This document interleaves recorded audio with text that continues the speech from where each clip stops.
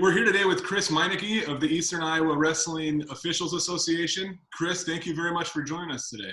Hey, you're welcome. I appreciate the opportunity. Chris, how have you been adapting and managing your time through this kind of crazy slowdown period we've got going? Well, this is sort of our natural slow period for wrestling. We had a tournament canceled that would have been the 1st of April, end of March, Lee Pamela National Duels.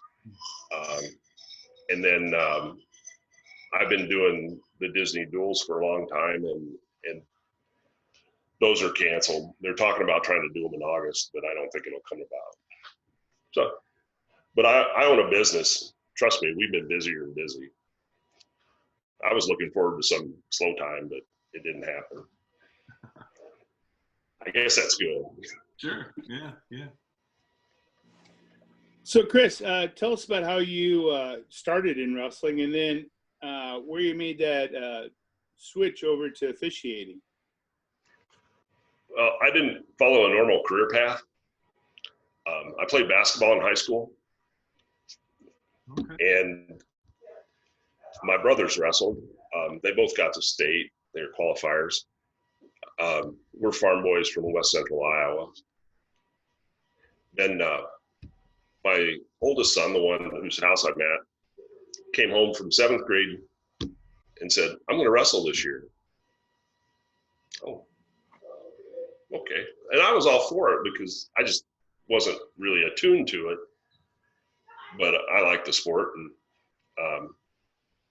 the two younger boys I have came and said, "We want to wrestle with the kids club." So I went and talked to them, and we just threw in, and I started, I'm going to use the word coaching, but take that. I was just there. And I started helping with that program and got into it. And the transition to officiating, the guys I worked with were always typical youth stuff. We're always getting screwed on calls. And in my business brain, it's like, yeah, every once in a while, but we might not know what's going on. So we went to I tell this story a lot. So went to a tournament at New London, went over for a Sunday tournament at Fort Madison, stayed in Fort Madison. And we were drinking a few adult beverages. And when we got to the bottom of the bottle, it came up. And I don't mind taking tests. I'm in the insurance business. We take a lot of tests. So I'm like, I'll take a test with no intention of ever officiating. And I went and took the test the next year. And that's really how I got going. And Lenny Y at Clinton, where I took the test, called me up the next day and tried to book me.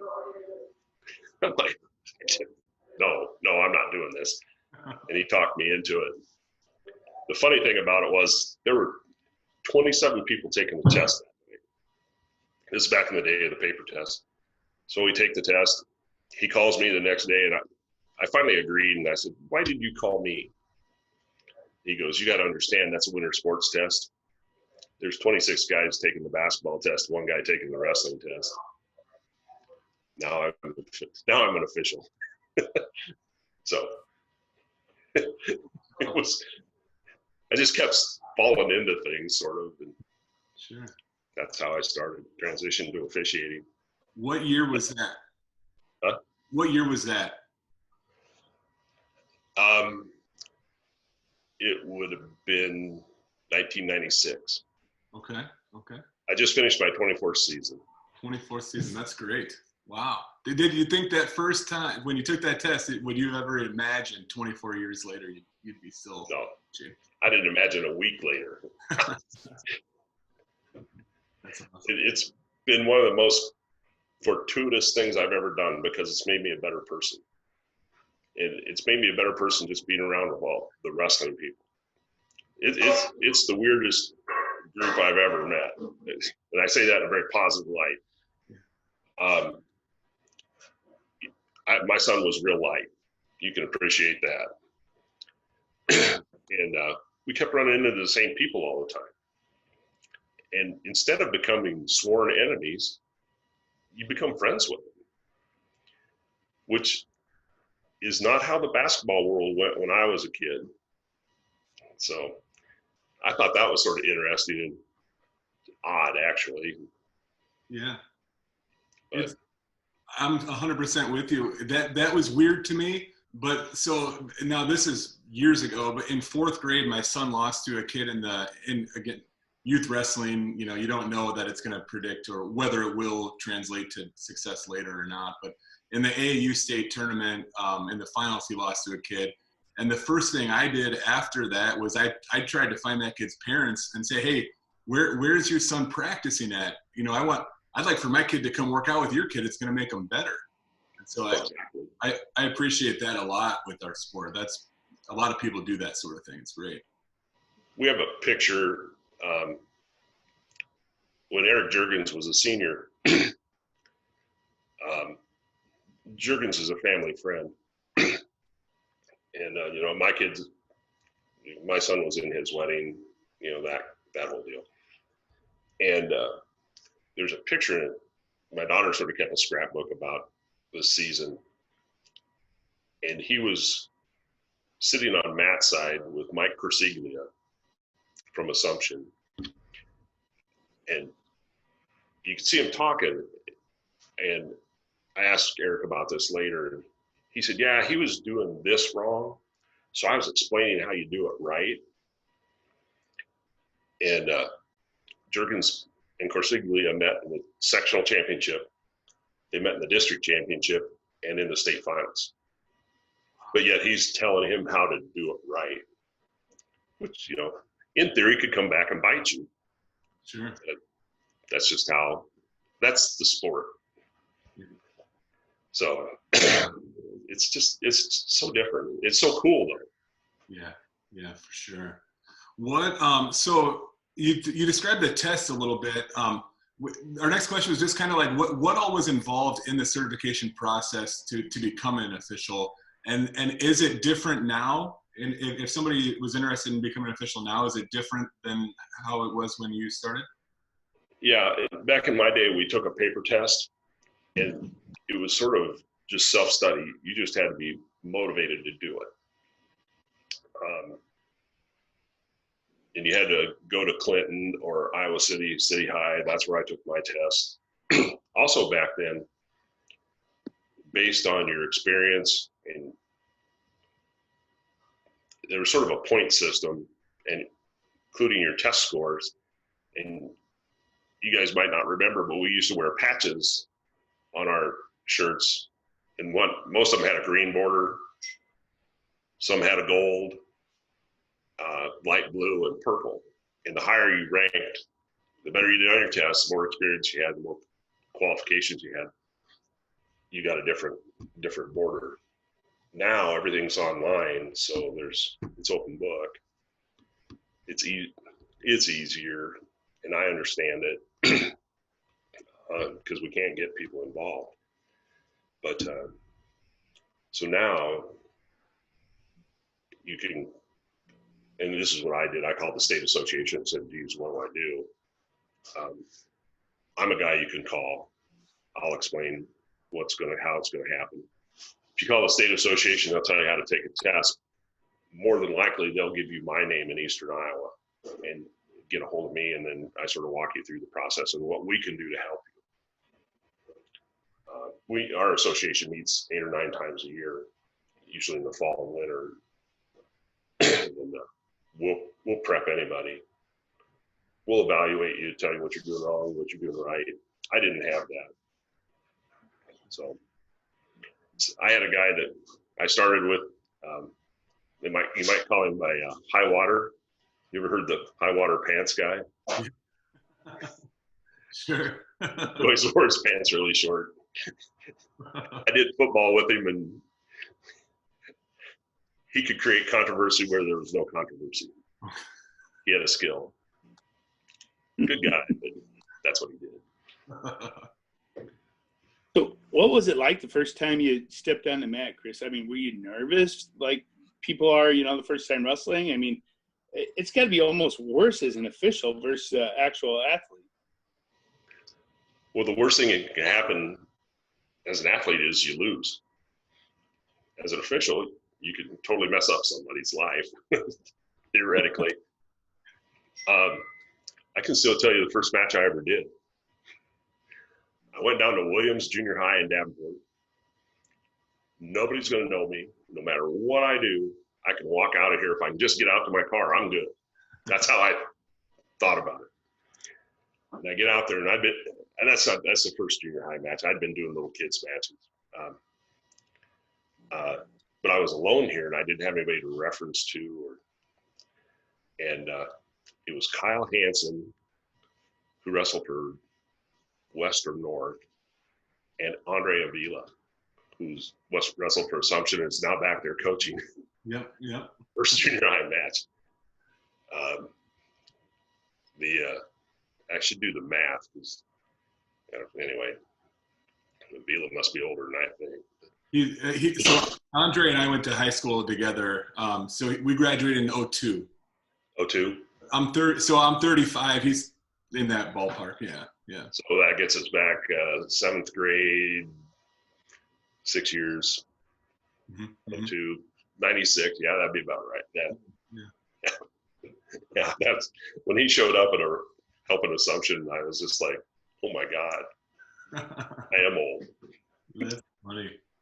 Full circle, kind of. Yeah. It is. And honest to God, I can tell you the match was 4-0. He won it. Wow. That's how stressed I was. Yeah. Little kid stuff. I started, I don't remember exactly. I know I worked down at, we always went to Eliza Muscatine to that tournament. And I officiated it more than once. And, oh God, my son wrestled his kid too. He was from North Scott. Jeff, that's horrible. I know him. Anyway, he just took me aside and said, hey, think about doing this. And he wasn't an official, but he knew what he was talking about. And he was right. And I'm a listener.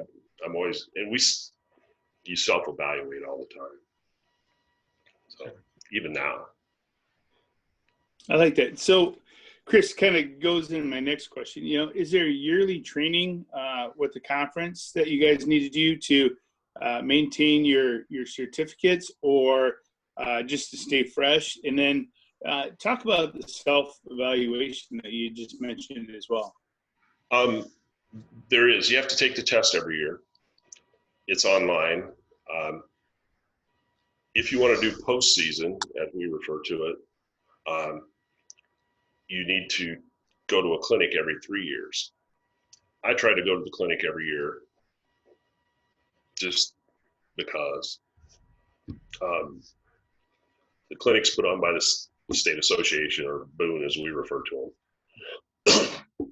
And they're not clinics per se. And we have to watch a rules meeting on computer now. You used to have to go to them. So you do all those things, and now you're qualified again, and you're good for postseason. The training comes out of our association. We try to have one or two of our meetings in a wrestling room with high school wrestlers. And we tell them what to, hey, do this, something's legal, and have the newer guys moving the match or working the matches. We talk a lot about positioning and mechanics.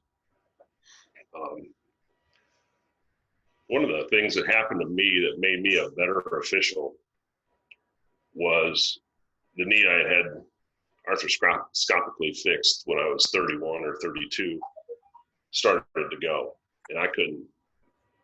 My athletic ability went downhill, and I had to think about every step I took because it hurt. And I became better at anticipating the action. I might be one of those guys, I've heard this comment before, you don't move very much.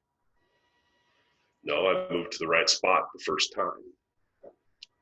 And every once in a while you get burned on it, especially with the lesser skilled wrestlers. But usually you're okay, you know, to be ultra simple, hey, he's got a deep waist to half in from the left side. We're going to go right over here. Take a couple steps, you're there. Sure. And that is hard to get across to people, especially younger officials, because they physically can just get there in a heartbeat. But the time they're getting there, they're out of position. And bad things always happen when you're out of position. You know, that's when the punch is thrown or whatever goofy things can happen. So, I mean, there's so many wrestlers within your area that do you start learning like a wrestler style as well? It's like, all right, this guy's a tilter, so I'm going to have to work this end eventually, or a little bit. I try to see a lot of different teams. That's one of my goals. But you do see, you know, you see certain kids enough that you know what they like to do. One of my little pet projects, I don't get caught up in the rankings and who's who and who's going to meet who, and because I think that it doesn't bias you, but it creates a potential for the appearance of bias. And you just go out and go, I got green and red, let's go. And it helps when you just start doing the high level matches, because we'll talk about that. I know you were going to ask about some, you know, one of the bigger matches we ever done. Those are ones where those guys are so good, you just step away, do your thing. When something goes wrong, I'll throw it out there. Yeah, just it's staying out of those is the hardest for some guys. Sure. So in a given week, I think if I understand scheduling correctly, you could go from a youth tournament, middle school, high school, and maybe college even in like a week. How hard is it to make that transition to all those different levels? I've never done college. Well, that's not true. I've done a couple of college tournaments, and I was really new and really bad. When you're bad and you're in front of Tom Brands, guy never said a word negative. I'm going to defend him to the end of the earth on that. In fact, the only phrase I heard him say all day that I recall was, "Come on, stud," talking to his officials or his wrestlers. The transition, it's pretty easy for me, but middle school and youth. Middle school, I let a lot. The judgment is what you don't call. I will not call it a caution on a starting position, and I just tell the coaches that. And if they don't like it, sorry. And they're okay with it. I fix it is what I do. If a kid does the thing 3 straight times, I'm gonna ding him just to get the point across that it's gonna cost you. But but you can't do that in high school. Obviously, you gotta be very specific about it. College, since I do high school and college football, there are a slew of different rules in those sports. It's a totally separate game. And on our college football crew, just as an example, we can't talk about what happened Friday night until after the game, because you'll start thinking high school rules and you'll mess something up. And if I'm going to mess something up, it'll be in high school using a college interpretation. They go, "Oh, sorry." But anyway, don't get on that. But it's not a bad transition. I think high school to college would be the toughest one, because there's so many different things like the danger count, and you'd be shocked. I don't watch a ton of college wrestling. To to be honest, they wrestle a lot on Friday nights, and Friday night, my wife and I go to basketball games because I'm gone 2 or 3 days a week, and it's a concession, and not a concession. It's just, yeah, need that family time. Yeah, life's better if home's happy. But when the kids get out of the house, you'll understand that one more. There's no diversions. So earlier we had a ton of great stories you were telling us, but what was the craziest thing that's ever happened while you're officiating a match, or the craziest match you've ever officiated? And I know I've seen a lot just, in junior high stuff with running a table with you, but what would be the craziest thing you ever remember? I saw the question. I drew such a blank on that, and I know there's been a million things happening. Some of my buddies could probably point out some of those. I wasn't the official on this one, but it's one of the craziest things I've ever seen happen. We were down at the Disney duels,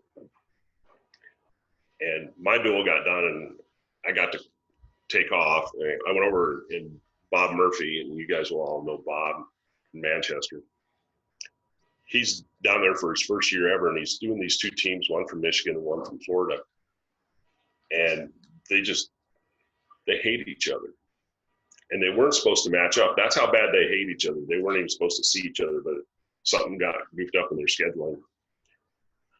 And he wound up, when I came down there, they had 2 security guys, the head of AAU wrestling, the head of AAU, and about 4 other guys standing around there because it had gotten into the brawl level. And Murph's one of the best officials ever. And I sat down at the scorer's table, and the guy at the scorer's table was volunteer. His kid had gotten kicked out for punching the kid in the back of the head. And he was just very casually lamb-blasting Murphy and asking how much experience he had. And it's like, oh my God, this guy wrestled in college, coached high school, coached college, long-term AD. You don't get any better than this, boys. Yeah. You might want to look at how things are being handled from the team side. But that was nuts. And it just kept going on and on. And the tension was so high there, it wasn't even funny. But I've had some things happen where, I wouldn't want to say anything about kids as far as just bodily functions. And most kids that's sort of brings up the subject. When I started to do this, I was all mentally prepared for all those rotten little kids that I'd seen all the time. And honest to God, 99.5% are just the greatest kids on earth. And every once in a while I have a bad moment. Some of them are funnier and I'll get out.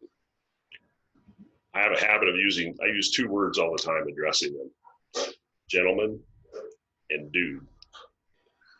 I don't know where I got started on the dude, but I've done it forever. And one kid was sort of dragging back at the Mount Vernon tournament. And I go, dude, let's go. He goes, I got it, bro. I started laughing. And when I started him, I had tears running down my face. That's how hard I was laughing. I just thought that was so funny. That's funny. I don't remember the kid. He was a Mount Vernon kid. I just sat out there and cackled. Yeah. Those are, we have so many more positive moments than negatives. It's not even, that's what makes it worth it. But yeah, I've come up with the craziest. I don't want to, we had a moment, I didn't have to get into this, thank God. The first year Louis Curtis was at the association, they assigned me to be the lead official at Meineke. I called him up and said, I live in Meineke. He goes, you got a problem with that? I said, no. Yeah, no. I'm in a personal services business. So if I alienate somebody, I've had that come back to me on football. I've lost customers over it, which is dumb. But anyway, I went up and did it. And we had a Meineke kid. I think he was a freshman. And the official, it was a funk wrestling situation, and he had passed an ankle, and he's holding on that ankle, but he was in criteria, and they just sort of stopped there. And the official, who's a fine younger official, sat there and he sort of panicked, and all of a sudden he gave 2 and started counting back points. And we have nothing. And then he broke the hold, and the kid went to the locker room and had injury time and ran out of injury time, and the match was over. He lost. But I was standing there, my worst nightmare. There was no points there. And I was going to go out and wipe out 4 points and put it back to 0-0 instead of 4-0. Talking to the official, because he misinterpreted that. And you knew we were going to, you know where that was going. Yeah. Anyway, we didn't have to do that. Had that similar situation in sectionals this year. Kid was cross-facing, and he was just hammering the kid. He wasn't trying to turn him, heavyweights. And the official stopped it, and the guy screamed out that he was bit, and the official was going to award the bite. And he's a little inexperienced. He's an older guy. And I watched it. I watched this whole thing going south on me. And I walked out there and I said, "What do you have?" We have some code phrases in officiating.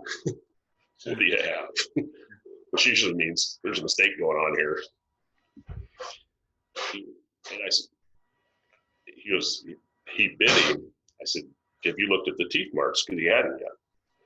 He goes, "No." And the kid goes, I'll hold my hand up. He goes, "There's a tooth mark right there." Well, we were looking for 2 sets of teeth marks, and there weren't there, so there's no bite. And the other coach did not appreciate my interference. And after we got all done with it, and then his kid, he didn't mind it at that time, but when his kid lost in overtime, then he minded. I took that scenario and sent it in to Boone and said, "This is what I did. What do you want done?" And they were totally in agreement with how I handled that. This isn't college. We're supposed to get it right. If we have to swallow a little pride, let's get it right. But anyway, I don't know how I got off on that. But yeah, I think a lot of people appreciate that sort of thing. I think we'd much rather, we as in like spectators and fans, we'd like to see things get called correctly, and understand that there's a human element in everyone. I make mistakes daily, you know, I mean, we all do, and that happens, but when you can sort of suck up your pride a little bit, I think a lot of people respect acknowledging mistakes. Sometimes mistakes happen.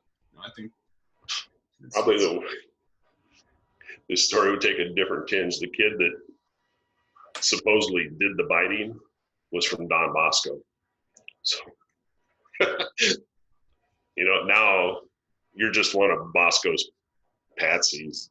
That comment got thrown at me. Sure, of course. I think it's right. And the other official learned something in the process. He had never had that exposure to that situation. Here's how we handle it. Yeah. And there's no finger pointing or anything. Just here's what we need to do. Sure, good learning opportunity for everybody, really. Yeah.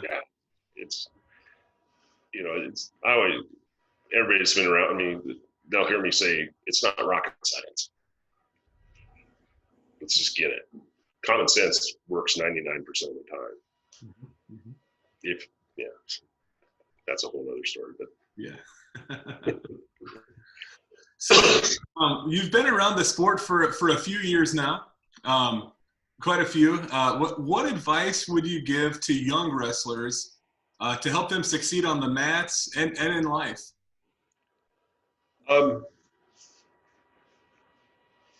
Listen to your coach. Most of the coaches have the kids' best interest at heart, regardless of what mom or dad thinks.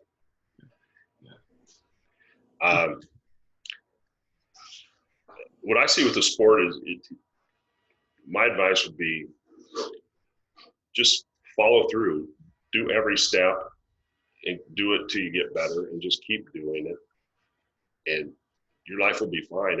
And you can apply those lessons to the future. Those will work for your whole lifetime. We didn't get any of that in basketball, at least in the program I was in. We watched the Last Dance last night, a session of it. Yeah. Phil Jackson didn't coach, sort of mentally manipulate, not manipulated, but stayed out of their way. And I have a life lesson. He was a good coach. But we just didn't. I never got any of that. It was just weird when I got into it and saw what these guys were doing for these kids. It was like, And my boys got to wrestle for Coach Tampier, Jeff Tampier, and he said a line at every one of our wrestle offs. I'll never forget it.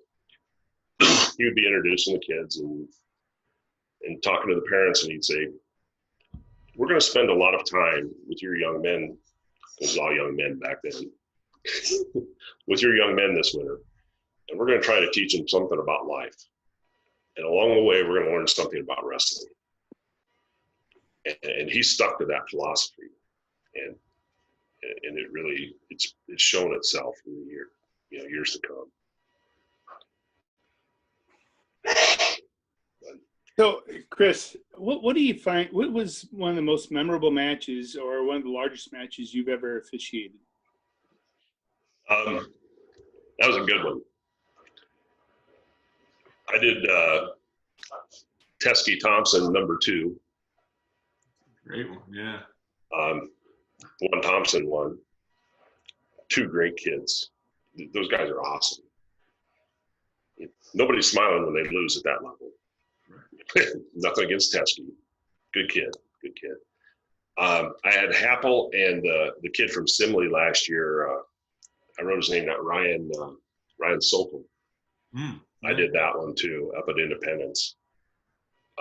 Again, that was being broadcast on a national platform at that time, and you just stay out of it.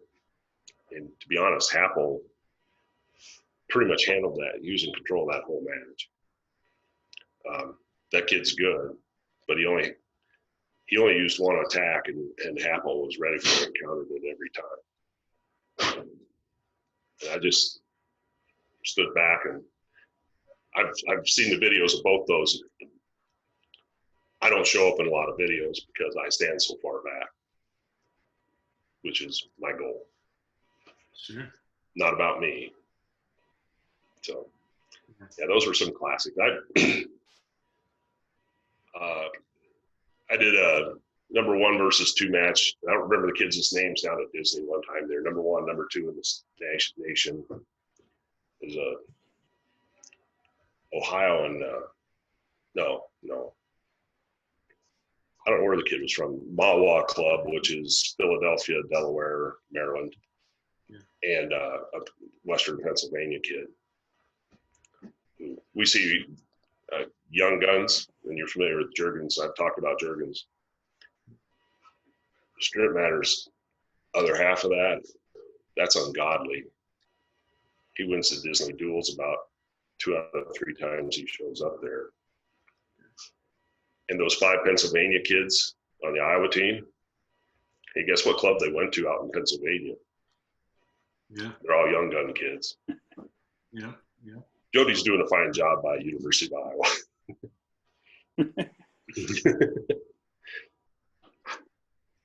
That's really interesting down there. Just a little sidebar. I tell the Iowa coaches, we come back from there and we just want to hug a coach because our coaches are so professional. At their worst moments, they're better than some of those coaches' best moments down there. Now, it's not real bad, but I mean, every once in a while you'll get just a stinker. And it's like, what's up with you? Yeah. But, we're lucky in Iowa, for sure. We are. I actually told that to Coach Stryker from Lindmar at AAU State this year. I walked over and I said, I gave him a hug over the hockey wall. And he's looking at me like, what's your problem? I have sort of that sense of humor. And I said, we're starting to hug a high school coach program here at this tournament. You got people screaming things at you. At the kids, too, that's what bothers me. I know I'm a target. They're always like 3 seconds behind. You know, run a half. Well, you should have. That's gone. Yeah. And that's what we're thinking about out there. It's like, well, that's just bad advice. Sure. You can just see some of the kids roll their eyes. It's sort of hilarious, actually. Yeah. But, yeah, Stryker. He just laughed. But we do have it. We don't even begin to understand how good we have it here. So our sportsmanship is unbelievable compared to others. Florida kids, they just have a different mentality. It's not all of them, but just in a general perspective. I don't know. It's. I love going there just because it makes you see a bigger picture. But so, Chris, we've heard, and we talked about this a little bit today as well, but we've heard a lot about schools and athletic associations having a hard time getting officials for sporting events. It seems like in the countrywide, but are we seeing that trend here in our area as well? We are. I told you I assign officials. Usually the worst day I have for filling is the first Thursday night of the season and the first Saturday tournament of the season. The rest of it, I've always got people to fill, and I'm fine. And we have roughly 80 members in our association. Now, not all 80 are ready to do high-level varsity, or some of them even, the new guys varsity level stuff. But we always fill things. This year, I struggled on every weekend of the whole season. And I used guys from as far away as, I used a lot of Des Moines guys. I know I pulled a guy from Ankeny into Williamsburg. You try to manipulate my territory, but yeah, we're seeing it. And what I see happening, I had a wonderful, when my kids were in high school, the old Eastern Iowa Hawkeye wrestled on Wednesday night. I'd go do varsity in that conference, and then I get to see my kids wrestle on Thursday. Yeah. And I still got to work varsity duels, and it just worked perfectly for me. I think we're going to have to go back to some different nights. We're going to see. I know Wednesday's church night, and their church night was Thursday night, and we might have to have some changing like that. Sure. Yeah, I noticed. I mean, these days, a few schools will do Tuesday nights. I know where my son's at, it's always Thursday, no other night of the week but Thursday. Mm-hmm. I'd like to see, how soon do you think is it possible to have that change? I know the ADs are probably working on schedules still for this year. Could that be done quickly, do you think?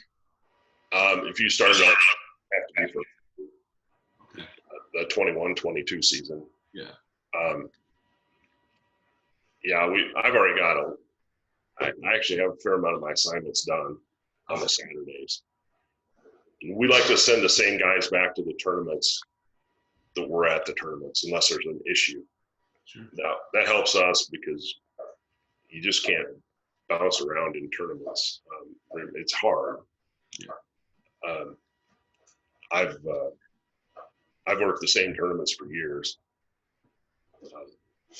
The most recent tournament change I had was 6 years ago. I'd been at Midland for a long time, and 17 miles down the road from my house, and I changed to Urbandale, which is not 17 miles down the road from my house. 204 if you want to know exactly. But, yeah, and I did that to see the 3A guys in the Des Moines area, and it's called the Ed Winger tournament. Yeah, it's when I go to state, my problems with those guys have way lessened because they know who I am. That was part of my mentality. That's smart. I never thought about that. Yeah, that makes sense. Plus, I get to see a whole bunch of different people. Yeah. And I routinely do. We have to do sportsmanship rankings on every team we see in varsity action. And this year I failed miserably at doing it through the season, so I had to sit down and do it one night. And I can tell you that I saw 218 I did 218 ratings. Most of my tournaments are bigger tournaments, not bigger. They're 14 to 20 team tournaments. I don't do any 8-team tournaments. Used to do the DeWitt tournament, loved that one. Then the Battle of Waterloo killed it. Yep. So, Chris, you had mentioned about rating on sportsmanship with different groups and stuff like that. Do you think we need to install tougher guidelines or consequences for fans sportsmanship, coaches sportsmanship, or anything of that nature? And I know Illinois has pretty strict rules where the coaches are not allowed to talk to the official unless they go to the table. They got to stay on their colored mat. Everyone, families got to stay behind the lines or whatever. But I don't know. What do we need to do to make it, other than just calming down as parents? What do we need to do to make it easier for the refs? I don't have any problems with coaches. I'd hate to do something more regulated with them. The official needs to be strong enough to tell them, you need to stop. Think about what you're doing. And then I know I've pointed at the table before when they're saying something, and it makes them make a decision. Do I want to go over there and risk the warning, or do I just want to be quiet? And I try to do these things without the crowd seeing it. I don't want to show this. This isn't about my ego. That's not me. But I'll do this down by my belly. And they get it. I'd hate to restrict our coaching. Our coaches are pretty good, and they're getting better. As the younger ones come up, they've been involved in some of the national stuff where they are restricted, so they sort of stay in place naturally. The parents, that's our problem. I sell insurance for a living. I know how to talk to people. I know how to get them to deflate. I know how to walk away from them too. It's not my nature. My nature is to stay and win that fight because I'm as competitive as anybody you've ever met. But sometimes it's a mistake. I'd hate to see. I just would hate to see that get tighter. We have an official that I'm friends with that we're the same age, and DeWitt. Yeah, he works on the Illinois side a lot, and we spend a lot of time. And one of my lines to him all the time is, "We're not in Illinois." And he does. We have those discussions. It's just, I got trained a lot by Marv Ryland. I don't know if you remember Marv. And Marv was, "Hey, if you're within 3 inches of the lines, we're good." Until somebody yells at you about it, or the kid's cheating on it. Like, some kids will have their hand in a little deep on the belly and a referee start, and then they grab the near ankle. Well, they've actually hurt themselves because they're too far in.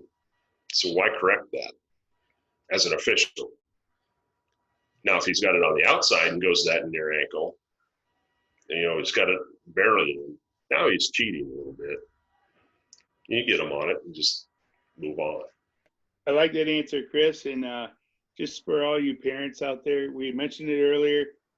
Chances are your son or daughter is not going to be running for a national title in 4 years. So calm down, enjoy the experience, and roll with the punches.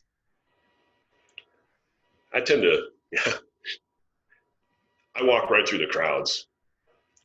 I'm a bigger guy. I'm 6'1", about 240. So I don't know if that has any effect, but I just rotate through and I say hi to people, and people are pretty respectful. Even the ones that are mad at you, they just don't say anything, typically. And with my perfect hair, my son, I love that one. I got to tell my wife, I can't wait to do that. My son, the place where I'm at here today, he's still in the military. He's in the reserves. He's a major in a unit up here in Minnesota. And he just told me, he goes, "You have command presence. You just look like you should be in charge." And I don't know what that means. It's how you handle yourself or what it is. So people, I don't have a lot of those problems. I've had them, trust me. I went to AAU State and got humbled again because it's like, oh my God.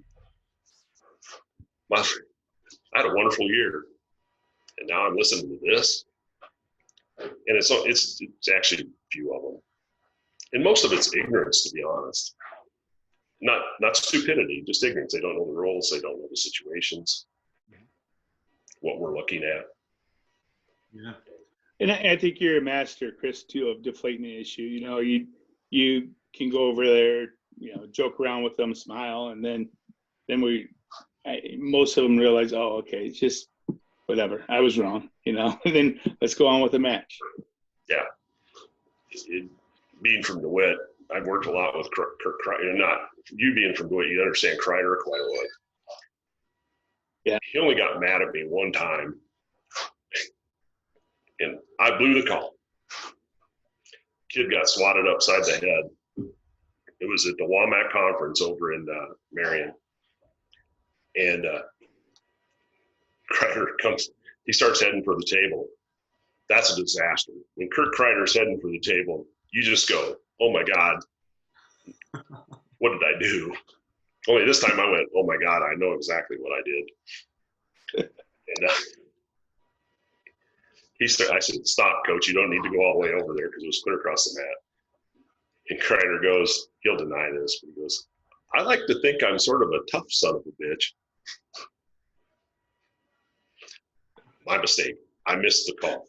Kid got slapped up the head way too hard on the side of the head. And Kurt just goes, okay.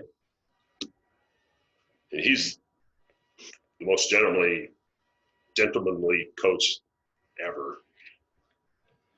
Goes back to his corner. They're wrestling an Independence kid. It's weird how you remember these things. Can't remember what I did yesterday. I can tell you about this. We go out of bounds, and the kid did it again as we were going out of bounds. Nowhere near as hard. And I banged him on it.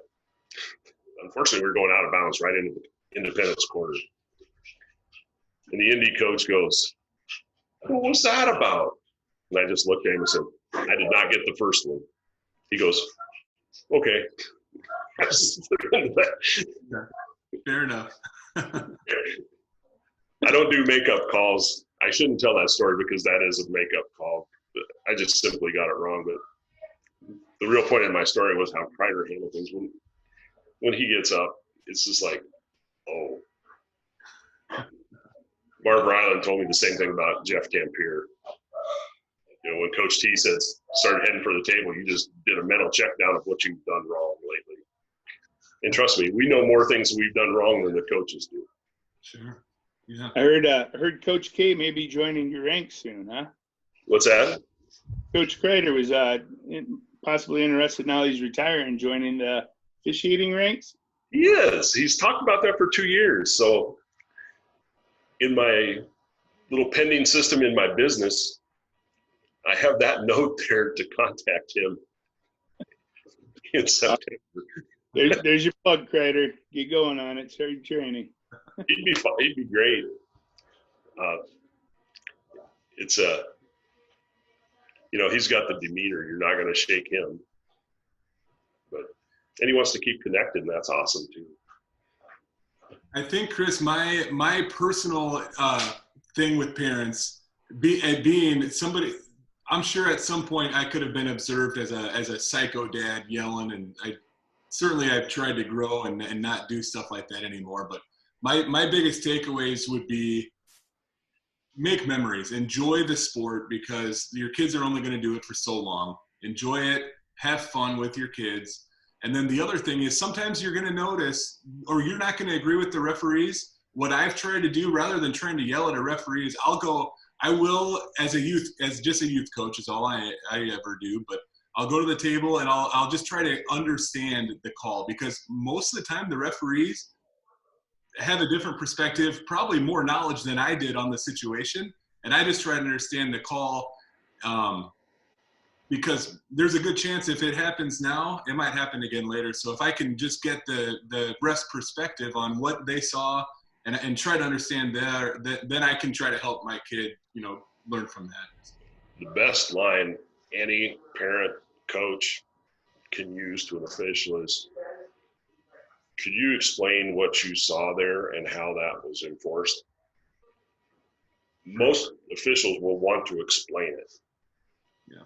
And we also know that if we explain it this time, just what you're saying, next time you're going to have a feel for what we're doing. Yeah. I'm always happy with that. One of my habits, when a coach goes to the table with me, honestly, I'm looking to do anything I can to not penalize him. I don't look to show my power. I look to show the other way. How can we have this conversation without having a penalty? As they walk up, and before they even get going, I'll look at them and say, do you want a clarification on that? Clarification is a big word because they can ask for a clarification without any penalty. And you can see them, they just sort of go, yes, it clicks. Sure. And if it really clicks, they know I'm setting them up to not hurt themselves.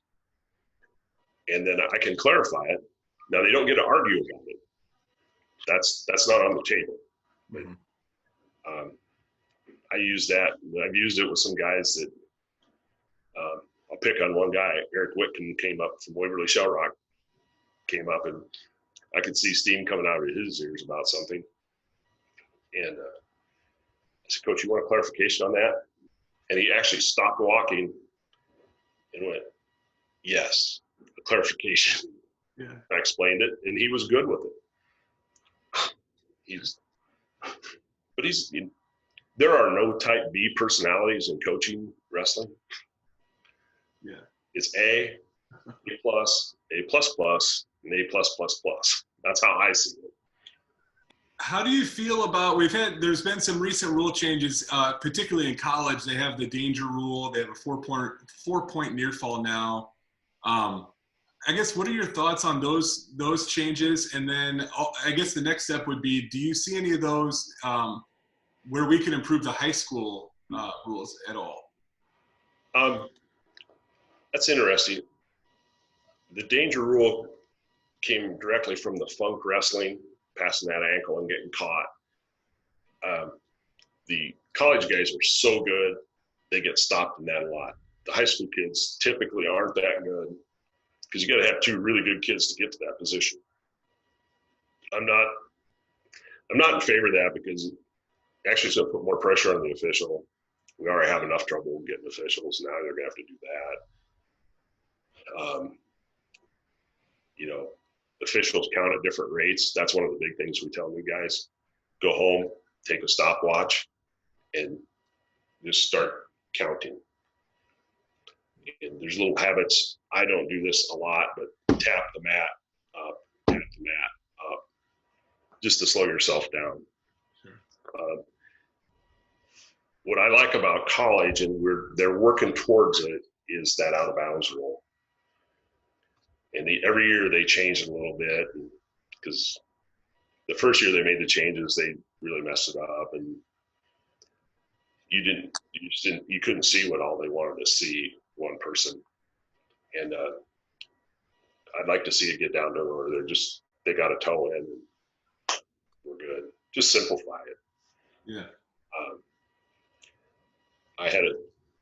As an assistant official, I was doing a match with a guy. The knees went out of the cylinder. He had 2 counts. He didn't stop counting. He got to 5, and he awarded 3 points. And as the assistant, I came up to him and said, "Here's what I had." He goes, "No." Okay. So that kid got an extra point he shouldn't have gotten, in my opinion. Now, as an official, as the assistant, when we're looking at that, we're just supposed to yell out. And if we yell it loud, we put that guy in the spot. He can't keep counting. It's over. We made that decision. But those, college-wise, I don't ever want to see video review. God, that slows matches down. I have a philosophy of the kid in the best shape should have the advantage. And that comes right from the Iowa wrestling room. A big secret about that. So they throw that brick out there, then they sit there, and the guy that made the call is actually reviewing his own call. Yeah. It's kind of crazy. I find that odd. That's my thought. And I've done several football games in college where we've had instant replay. And I can tell you the first thing I thought is, hey, I'm the umpire. Nobody ever has an issue with the umpire on instant replay. Yeah, I got into one. It's me. I can get into it. Kid switched hands and tried to throw a pass left-handed, and the question was, the ball came out. Was it prior to his arm going forward or not? And I had the quarterback, or the referee was blocked off of it. Straight line is what we refer to it as, people in front of him. And I'm the only guy with the sight of it. And it was a fumble. He's a right-handed kid, gets the ball in the left hand. I just don't want to see that. They throw those bricks, you watch the D1s, and it's like, go up and get a pop, because they're going to take forever to do this. And that kid that was sucking wind, and there's not that many that suck wind in that level, but they're recharged. Yeah.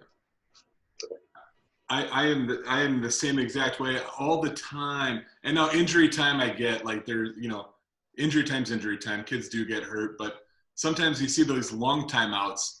And for me, watching most of the kids that, you want to see the kids in the best shape have the best chance at winning, and you get these prolonged breaks, and it does. For me, it's almost like, let's just go. Come on, let's go. And obviously me up in the stands, I have zero control over that. But yeah, I'm with you. I don't want to see replays. I think they're used too much at certain levels. Yeah, we don't have the equipment in D3 football. They don't have video review because they don't have the equipment. Now they're telling us they're going to have something here in the next year or two. But those rules are interesting. They're trying to define something that's almost indefinable, and I don't know if it's ever going to work right. Yeah. And quite frankly, the officials get it right 90% of the time anyway. Sure. Well, I think with anything, there's got to be a certain amount of judgment, on some calls. But one question I've got for you along those lines, one of the more maybe controversial things I hear people yell all the time, stalling, and it seems like there's a little bit of sometimes inconsistency, and it is a judgment thing, I think, in a lot of ways. Is there guidance or like what, or how do you guide like a new official on calling stalling? That's an excellent question. And talking about indefinable, I'm a moderate stalling caller. That's how I put it. I don't want to be too slow. I don't want to be too fast where I affect the match inappropriately. We talk to these guys. I'm looking for somebody moving and actually trying to do something, improving their position. We always talk about getting off the hips. I've seen kids get off the hips, and the only reason they got off the hips, they didn't change anything up here. They just slid their hips out, and now they're getting that free pass for another 10 seconds of stalling. Sure. If you want to light up a coach, hit that for stalling. And I have. It's like, hey, you just want to say, we all know what we're doing here. Mm-hmm. Mm-hmm. Which is not an acceptable explanation, but I've tried to be consistent. In not having wrestled, that was a huge issue for me because I didn't have the feel. So I wound up wrestling the bigger kids in AAU and in our high school room, and then I developed a better feel for it just by doing it. Last year, I got a little more aggressive about it, and nobody complained, in my mind. And we are perpetually, every official up and down the line, confused why coaches go crazy over stall warning. Why don't you go crazy when we hit you for the point? Sure. Yeah. You watch that next year. Just follow that in the season. The complaints are about the warnings, not the points. Because by the time you point them, you've already told them you think they're stalling. Yeah. Once you give them a free shot. Now, hey, Chris, just for clarification, you said you go into the wrestling room and roll with some of them guys. That's not with that Abe Mickle or what was the heavyweight out of Makokata this year? You've been rolling with them? No. David Rich? I have more brains than that. Rich. There are a couple hardy boys there. The last person I really wrestled, I was always scared that I was going to hurt somebody, and I didn't want that. And I happened to do that one time, and it just affected me. I'm going to go back a few years. When Dane Pape was an 8th grader, I would wrestle him in the room. Sort of embarrassing. I could hold my own against him, but he knew how to wrestle. I just knew how to be strong. There was also a kid the year before, Rob Hayes. He was our heavyweight, and he was just pretty ripped. He went on to college. He didn't wrestle in college, but he got into that Scottish competition where they throw the telephone pole, and he could do that pretty well. As long as you're not the telephone pole, right? I felt like I was the pole a couple of times. One time I went down and I was working out with those kids, and I don't even remember who I was working out with because it was a long time ago. It was before those guys, actually. And we didn't have a big, I was just the throwing dummy, basically. And I got done with wrestling practice, and I got my 2 T-shirts on, and I got water running out of them. I'm gassed and beat up, and my head looks like a mess. And, you can actually see a bump on my forehead. Me and Dane Pape used to rub our foreheads together till one of us quit after practice. That might be a 10-minute deal. Not the brightest thing I ever did. Anyway, I come out of this practice all like you've seen kids come out. And I had to play in an adult basketball league. And I went up to my coach, my friend, Kevin Burns, and said, dude, I'll spell people for a couple seconds. I'm dead. I just been in the room 2 hours. And he looked at me and goes, you're the fifth guy. So I wound up playing a whole basketball game after that. I have no talent at it. I'm not even joking. And I now have wrestler hands. You ever throw a wrestler ball? It just hits them and bounces off. Yeah. It's the truth. Wartburg wrestlers are ball boys for their games. Most of them can't even throw a ball. They literally can't put a spin on it. It's ungodly. So now I'm going to play basketball though. And about halfway through the first half, we played 20-minute halves. The guy I'm guarding, who's 6'4", 180 pounds, and just making me look like a moron. Until he gets within 3 feet of me, then I've got him. He turns to me and goes, would you quit fouling me? He goes, I'm fouling you back and you're not paying attention. I just looked at him and said, I just had 2 really good kids beat the hell out of me for 2 hours. Yeah. You're irrelevant. He's got nothing on you. Yeah. That was the end of my basketball career pretty much too. So I was like, Yeah. I'm gonna wrap this up here, Chris, before we hit our sudden death questions. But can you tell us if we got young listeners or even older listeners out there, how do they or who do they need to contact if they're interested in getting into the officiating business, and what's going to be the first stages for them to start that process up? well, the first step would Google and get onto the Iowa High School Athletic Association website, and they have a layout there. But feel free to post my number and an email address, because I'm involved in that too. We have I can get you going. I can get you in the right spots. I probably do that with an average of 6 to 8 people a year. Because if you go to Boone and talk to Boone, they're going to forward people in this area to me anyway. So, yeah. And it's, nobody can spell my last name, but it's meineke.chris@gmail.com. Yeah, I try to do everything I can to get them going. And we'll get them set up and send them out with people. And then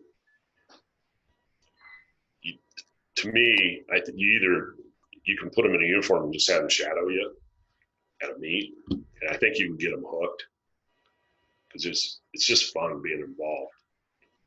They don't have to worry about just getting thrown out to the wolves, kind of like that first match. You're gonna guide them. You're not gonna just throw them out to a bunch of vultures right off the bat, right? We're definitely going to take them under our wing and make sure that I was a little tougher. I was a little older when I started, so I was mentally tough at that time. I'd owned my insurance agency for 11 years. So I was a veteran at dealing with situations, not wrestling, but just situations. One of the things I do as an assigner, some guys want to go too fast,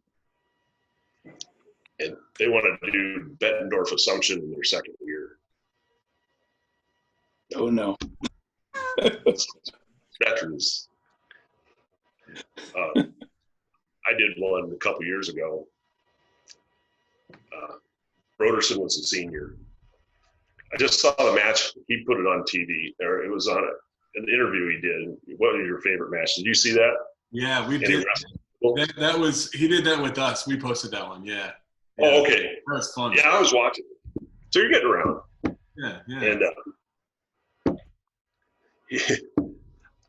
I wish I could remember what happened on that one corner because I have no recollection. But they called me. I went to the table twice. I was watching that going, why was I over there? Yeah. And,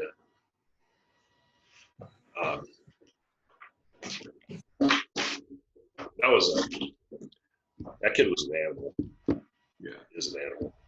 Because let's face it, I mean, Little looked really good for a heavyweight in that situation, and he's a hell of a wrestler. But there's the embarrassing spot. Worked his dad's matches in high school. Oh, wow. Yeah.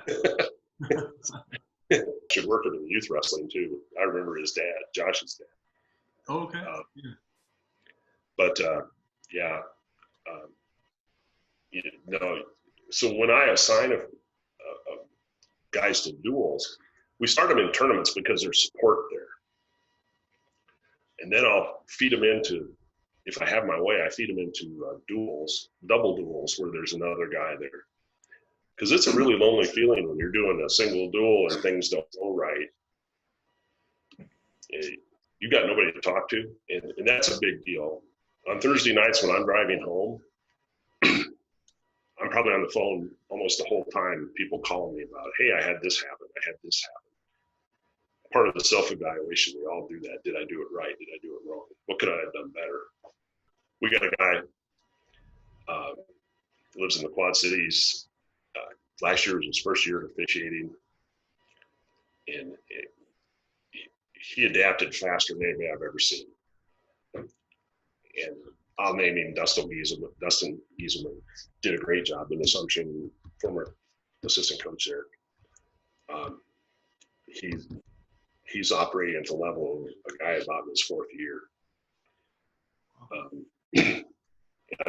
I got to watch him on tape. I don't know if he knows that or not.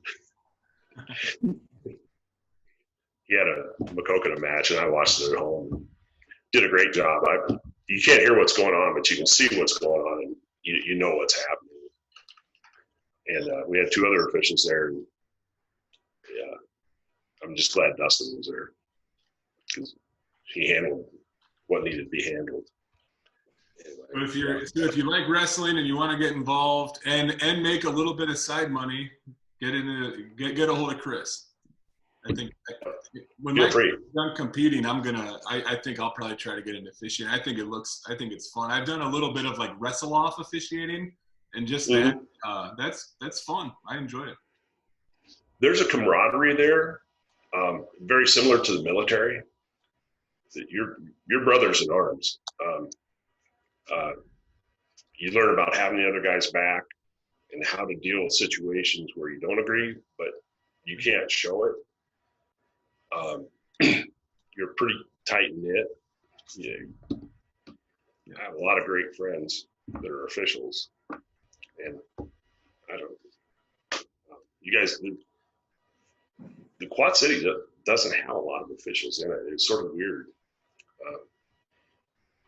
Mike Burke's the most well known in living in the Quad. It's right in the Bettendorf, Davenport area. That from my perspective, obviously he does a great job.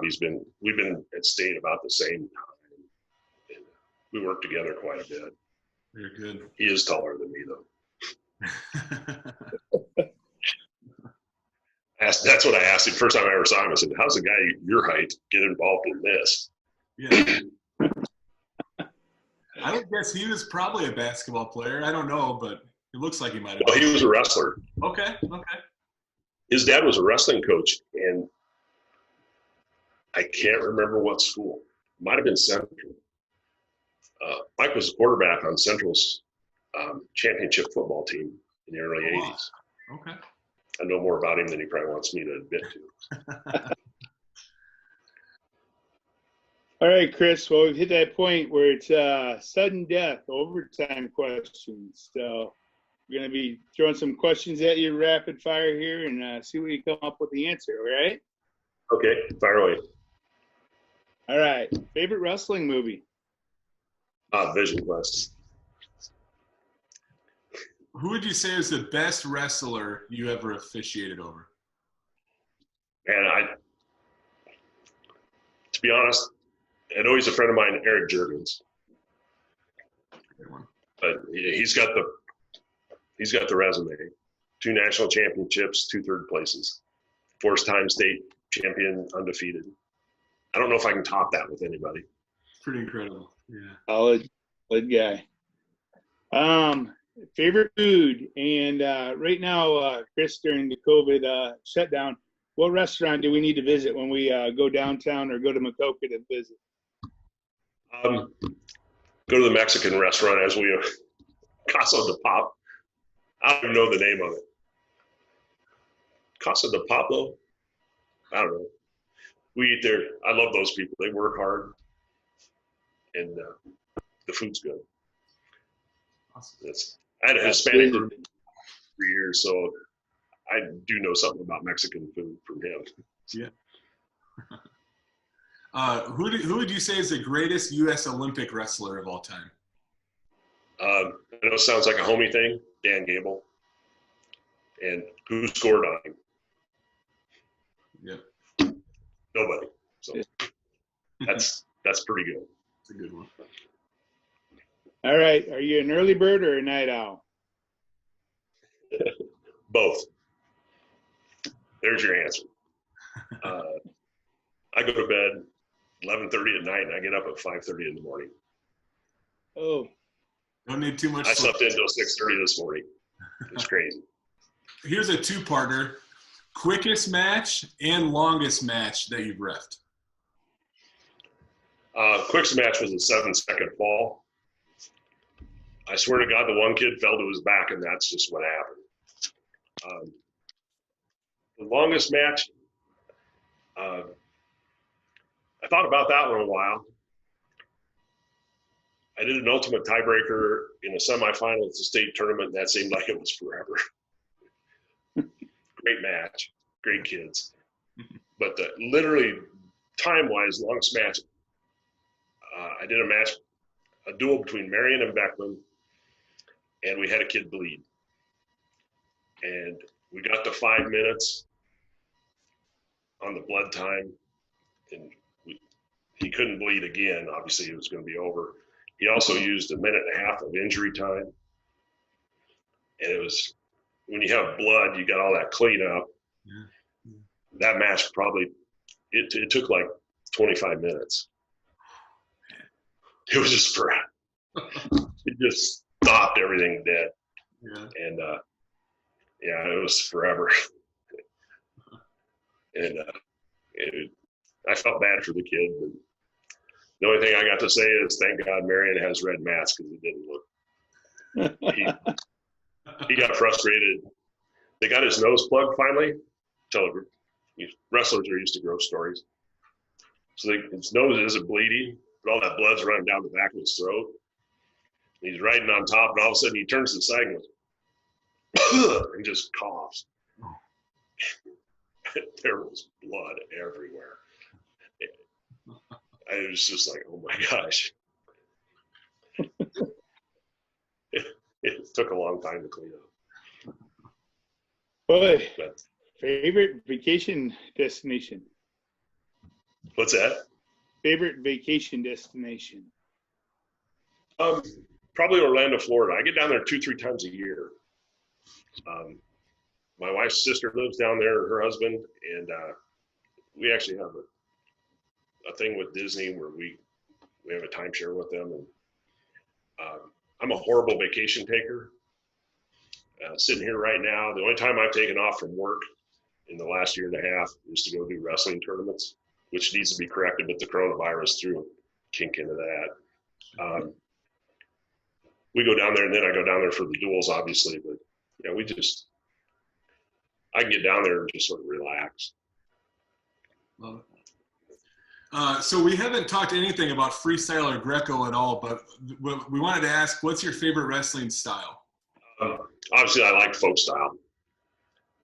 I sort of like watching Greco because those guys just bull into each other, and finally somebody breaks, and off we go flying.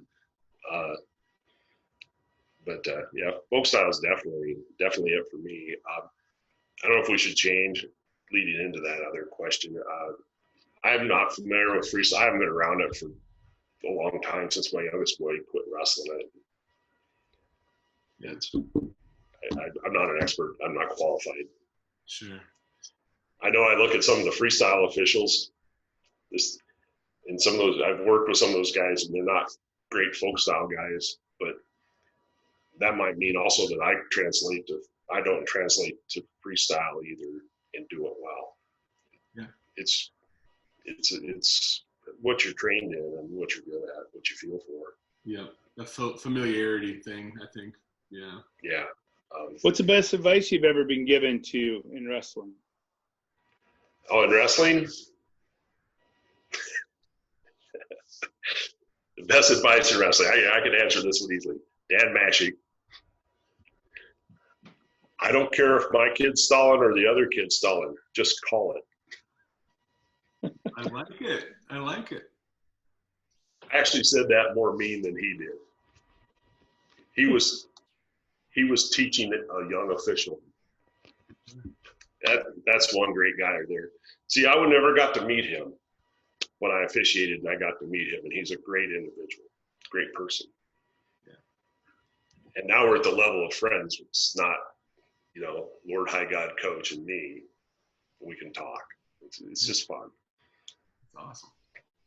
All right, our last question, Chris, is what's your favorite quote to live by? Do unto others as you would have them do unto you. A good thing to live your life by. Yep. That's how I thought about that one for a while. And I just sort of simplifies how I think of it. I won't yell at you if you don't yell at me. However, if you yell at me, you're going to open the door for me to yell at you. Yeah. Do unto others. So. Sure. That's a good rule. Good rule. Well, Chris, we really appreciate you joining us today. I'm hoping our goal was really to get to know you and to also give people an opportunity to hear about, like Jay said, the third man on the mat. I think it's probably an underappreciated role. So hearing a lot of your perspective and stuff like that was really fun. I really enjoyed that. So thank you very much. Good. Thank you.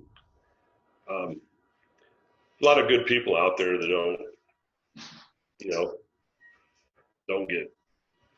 You just want to stay in the background and not have to do things that people don't like. But the nature of the job is you're going to do things that somebody doesn't like. So, yeah, I enjoy it. It's paid me back more than I've paid to it. So that's how I feel about it. All right. Thank you for tuning in. Please share this podcast with your friends. Give us a like and a follow on Facebook and Twitter at QCA Wrestle. And keep an eye out for more QCA wrestling content coming soon.